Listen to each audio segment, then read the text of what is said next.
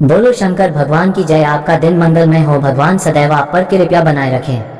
चलो कथा सुनाते हैं। हरे कृष्णा, जय श्री हरि ओम नमः शिवाय। प्रिय भक्त जनों, आज सुनते हैं पौष पूर्णिमा व्रत कथा। बड़ी ही दुर्लभ कथा सुनेंगे। इस कथा को सुनने से भक्तों की सभी मनोकामनाएं भगवान विष्णु की कृपा से पूर्ण हो जाती हैं। तो आइए बड़ी ही श्रद्धा और प्रसन्नचित मन से इस कथा को सुनते हैं। पूर्णिमा यानी शुक्ल पक्ष का 15वां दिन। यह महीने में एक बार आती है। इस तरह पूरे साल में कुल 12 पूर्णिमा तिथि होती है। इस साल 2025 पौष पूर्णिमा 13 जनवरी को है।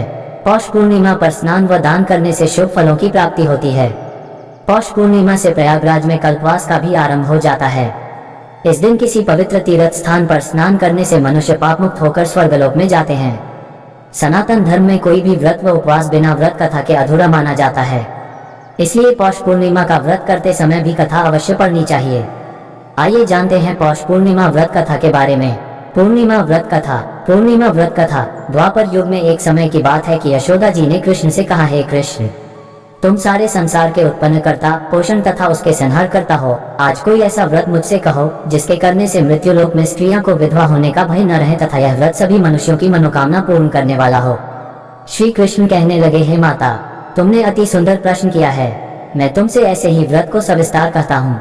सौभाग्य की प्राप्ति के लिए स्त्रियों को द्वात्रिंशत अर्थात 32 पूर्णिमाओं का व्रत करना चाहिए। इस व्रत को करने से स्त्रियों को सौभाग्य संपत्ति मिलती है। यह व्रत अचल सौभाग्य को देने वाला और भगवान शंकर के प्रति मनुष्य मात्र की भक्ति को बढ़ाने वाला है। यशोदा जी कहने लगी, है कृष्ण, सर्वप्रथम इस व्रत को मृत्युलोक में किसने किया था? इसके विषय विस्तार पूर्वक मुझसे कहो। श्री कृष्ण जी कहने लगे कि इस भूमंडल पर एक अत्यंत प्रसिद्ध राजा चंद्रहास से पालित अनेक प्रकार के रत्नों से परिपूर्ण कातिका नाम की एक नगरी थी। वहां धनेश्वर नाम का एक ब्राह्मण था और इसकी स्त्री अति सुशील रूपवती थी। दोनों ही उस नगरी में बड़े प्रेम से साथ रहते थे। घर में धन धान्य आदि की कोई कमी नहीं थी। उनको एक बड़ा दुख था, उनके कोई संतान नहीं थी, जिस वजह से वह बहुत दुखी रहते थे। एक दिन एक बड़ा तपस्वी योगी उस नगरी में आया। वह योगी बाकी सभी घरों से भिक्षा मांग कर भोजन किया करता था, लेकिन उस ब्राह्मण के घर से भिक्षा नहीं मांगा करता था। एक दिन योगी गंगा किनारे भिक्षा मांग कर प्रेम पूर्वक खा रहा था कि धनेश्वर ने योगी को ये सब करते देख लिया। सब कार्य किसी प्रकार से देख लिया। अपनी भिक्षा अनादर से दुखी होकर धनेश्वर योगी से बोले, और सभी घरों से भिक्षा लेते हैं परंतु मेरे घर की भिक्षा कभी भी नहीं लेते, इसका कारण क्या है? योगी कहने लगा कि आपके धर्म हमें इस बात की आज्ञा नहीं देता है, क्योंकि अभी आप गृहस्थ जीवन में एक सुख से वंचित हैं। आपके घर संतान होने पर मैं आपके घर से भी भिक्षा स्वीकार कर लूंगा। उन्होंने कहा कि जिसे संतान नहीं है उसके घर से भिक्षा लेने से मेरे भी पतित हो जाने का भय है। धनेश्वर यह सब बात सुनकर बहुत दुखी हुआ और हाथ जोड़कर योगी के पैरों पर गिर पड़ा तथा दुखी मन से कहने लगा कि आप मुझे संतान प्राप्ति के उपाय बताएं। आप सर्वज्ञ हैं, मुझ पर अवश्य ही यह कृपा कीजिए। धन की मेरे घर में कोई कमी नहीं है, लेकिन मैं संतान न होने के कारण अत्यंत दुखी हूँ। आप मेरे इस दुख का हरण कीजिए। ये सुनकर योगी कहने लगे, तुम चंडी की आराधना करो। घर पहुंचकर उन्होंने ये सारी बात अपनी पत्नी को बताई और खुद वन में चला गया। वन में पहुंचकर उसने चंडी की आराधना की और उपवास किया। चंडी ने 16 दिन उसको सपने में दर्शन दिए और कहा कि हे धनेश्वर, जा तेरे पुत्र होगा, लेकिन उसकी आयु सिर्फ 16 वर्ष होगी। 16 वर्ष की आयु में ही उसकी मृत्यु हो जाएगी। अगर तुम दोनों स्त्री और पुरुष 32 पूर्णिमाओं को व्रत करोगे तो ये दीर्घायु हो जाएगा। जितनी तुम्हारा सामर्थ्य हो उतने आचे के दिए जलाकर शिव जी का पूजन करना, लेकिन पूर्णमासी 32 ही होनी चाहिए। सुबह होती ही तुम्हें इस स्थान के पास एक आम का पेड़ दिखाई देगा। उस पर चढ़कर एक फल तोड़कर अपने घर चले जाना। अपनी स्त्री का इस बारे में बताना। सुबह स्नान होने के बाद वह स्वच्छ होकर शंकर जी का ध्यान करके उस फल को खा ले। तब शंकर भगवान की कृपा से उसको गर्भ हो जाएगा। जब ब्राह्मण सुबह उठा तो उसे उस स्थान पर आम का पेड़ दिखाई दिया और वह उससे फल तोड़ने के चढ़ा, लेकिन वह पेड़ पर चढ़ नहीं पा रहा था। ये देखकर उसे बड़ी चिंता हुई। उसने भगवान गणेश की उपासना की और कहा, हे दयानिधे, अपने भक्तों के विघ्नों का नाश करके उनके मंगल कार्य को करने वाले, दुष्ट का नाश करने वाले, रिद्धि सिद्धि देने वाले, आप मुझे इतना बल दे कि मैं अपनी मनोकामना पूरी कर सकूं। इसके बाद वह पेड़ से फल तोड़कर अपनी पत्नी के पास पहुंचा। उसकी पत्नी ने अपने पति के कहे अनुसार इस फल को खा लिया और वह गर्भवती हो गई। देवी की कृपा से उसे बहुत सुंदर पुत्र पैदा हुआ। उसका नाम उन्होंने देवीदास रखा। माता पिता के हर्ष और शोक के साथ वह बाल बढ़ने लगा। भगवान की कृपा से बालक बहुत ही सुंदर था, सुशील और पढ़ाई लिखाई में भी बहुत ही निपुण था। दुर्गा जी के कथानुसार उसकी माता से 32 पूर्णमासी का व्रत रखा। जैसे ही 16वां वर्ग लगा, दोनों पति पत्नी बहुत दुखी हुए, कहीं उनके पुत्र की मृत्यु न हो जाए। उन्होंने सोचा कि अगर उनके सामने ये सब हुआ तो वह कैसा देख पाएंगे।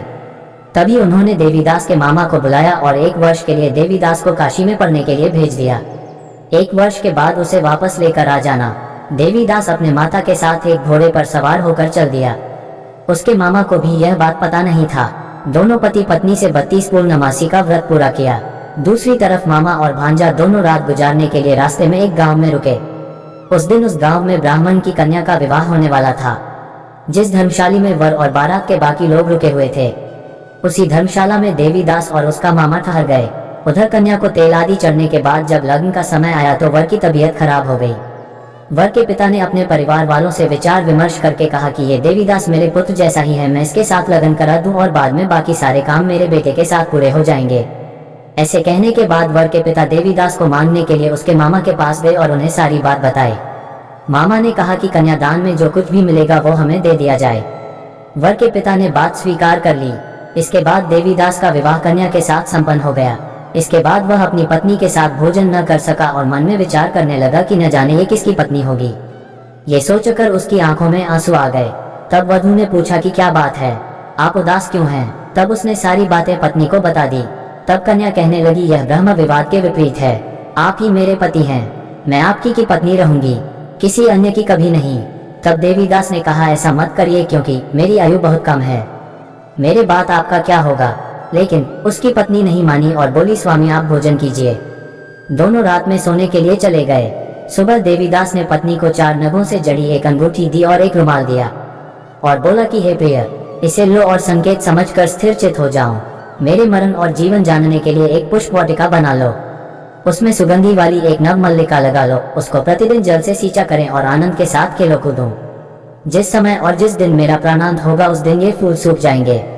जब ये फिर से हरे हो जाएं तो जान लेना मैं जीवित हूँ। ये समझाकर वह वहां से चला गया। इसके बाद जब वर और बाकी बाराती मंडप में आए तो कन्या ने उसे देखकर कहा कि ये मेरा पति नहीं है, मेरे पति वह है जिनके साथ रात में विवाद हुआ है, इसके साथ मेरा विवाह नहीं हुआ है। अगर यह वही है तो ये बताएं कि मैंने इसके क्या दिया है, साथ ही कन्यादान के समय को आभूषण मिले उन्हें दिखाएं। कन्या की ये सारी बातें सुनकर वह कहने लगा कि मैं ये सब नहीं जानता। इसके बाद सारी बारात भी अपमानित होकर लौट गई। भगवान कृष्ण बोले, हैं माता, इस प्रकार देवीदास काशी चला गया। कुछ समय जब बीत गया तो एक सर्प उसको डसने के लिए वहां आया, लेकिन वह उसको काट नहीं पाया क्योंकि उसकी माता ने पहले ही 32 पूर्णिमा का व्रत कर लिए थे। इसके बाद खुद काल वहां पहुंचा। भगवान की कृपा से तभी वहां माता पार्वती और भगवान गणेश आ गए।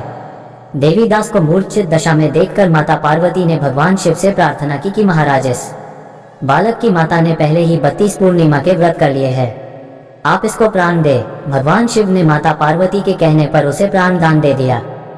उधर उसकी पत्नी उसके काल की प्रतीक्षा कर रही थी। उसकी पत्नी ने जाकर देखा कि पुष्प और पत्र दोनों ही नहीं है तो उसको बहुत आश्चर्य हुआ और जब उसने देखा कि पुष्पवाटिका फिर से हरी हो गई तो वह समझ गई कि उसका पति जिंदा हो गया है। इसके बाद वह बहुत ही प्रसन्न होकर अपने पिता से कहने लगी कि मेरे पति जीवित हैं, उनको ढूंढिए। जब 16वां वर्ष व्यतीत हो गया तो देवीदास भी अपने मामा के साथ काशी चल दिया। इधर उसकी पत्नी के परिवार वाले उन्हें ढूंढने के लिए जा ही रहे थे कि उन्होंने देखा कि देवीदास और उसका मामा उधर ही आ रहे थे। उसको देखकर उनके ससुर बहुत प्रसन्न हुए और उसे अपने घर ले आए। वहां सारा वगर इकट्ठा हो गया और कन्या ने भी उसे पहचान लिया। देवीदास ने इसके बाद अपनी पत्नी और मामा को लेकर वहां से चल दिया। उसके ससुर ने भी उसे बहुत धन दहेज दिया। जब वह अपने घर की तरफ चल रहा था तो उसके माता पिता को लोगों ने खबर कर दी, तुम्हारा पुत्र देवीदास अपनी पत्नी और मामा के साथ आ रहा है। ऐसा समाचार सुनकर पहले तो उन्हें विश्वास नहीं हुआ, लेकिन जब देवीदास आया और उसने अपने माता पिता के पैर छुए तो देवीदास के माता पिता ने उनका माथा चूमा और दोनों को अपने सीने से लगा लिया। दोनों के आने की खुशी में धनेश्वर ने बहुत दान दक्षिणा ब्राह्मणों को दी। श्री कृष्ण जी कहने लगे कि इस तरह धनेश्वर को 32 पूर्णिमाओं को व्रत के प्रभाव से संतान प्राप्त हुई। जो स्त्रियां इस व्रत को करती हैं वह जन्म जन्मांतरों तक वैधव्य का दुख नहीं भोगती हैं और सदैव सौभाग्यवती रहती हैं। यह मेरा वचन है। यह व्रत संतान देने वाला और सभी मनोकामनाओं को पूरा करने वाला है। चलो इसी में दूसरी कथा सुनाते हैं। एक समय की बात है, एक गरीब ब्राह्मण दंपत्ति एक छोटे से गांव में रहते थे। ब्राह्मण अत्यंत धर्मात्मा और श्रद्धालु थे, लेकिन उनकी आर्थिक स्थिति बहुत दयनीय थी। ब्राह्मणी भी अत्यंत धर्मपरायण और पतिव्रता थीं। वह दोनों भगवान की उपासना और पूजा अर्चना करते थे, लेकिन उनकी गरीबी खत्म नहीं हो रही थी। एक दिन ब्राह्मण ने अपने गांव के पुजारी से अपनी समस्या बताई। पुजारी ने ब्राह्मण को पूर्णिमा व्रत करने का सुझाव दिया। उन्होंने बताया कि पूर्णिमा के दिन व्रत करने और भगवान विष्णु की पूजा करने से सभी कष्ट दूर हो सकते हैं और आर्थिक स्थिति में सुधार हो सकता है। ब्राह्मण और उसकी पत्नी ने पूरे श्रद्धा भाव से पूर्णिमा व्रत का पालन करना शुरू किया। वो इस दिन उपवास रखते, स्नान कर भगवान विष्णु की पूजा करते और रात को चंद्रमा को अर्घ्य देकर ही व्रत खोलते थे। कुछ समय बाद उनके जीवन में चमत्कारिक परिवर्तन आया। उनकी आर्थिक स्थिति धीरे धीरे सुधरने लगी और वो सुखी और समृद्ध हो गए। उनके परिवार में खुशियों की बाढ़ आ गई और उनके सभी कष्ट समाप्त हो गए। इस प्रकार पूर्णिमा व्रत की महिमा अपार है और इसके पालन से जीवन के सभी दुखों का नाश होता है। भगवान विष्णु की कृपा से भक्तों के जीवन में सुख, शांति और समृद्धि का वास होता है। पूर्णिमा व्रत की इस कथा को सुनने और पालन करने से पुण्य की प्राप्ति होती है और भगवान की कृपा सदैव बनी रहती है। इस दिन व्रत करने से मनुष्य को मानसिक शांति, आध्यात्मिक बल और पारिवारिक सुख की प्राप्ति होती है।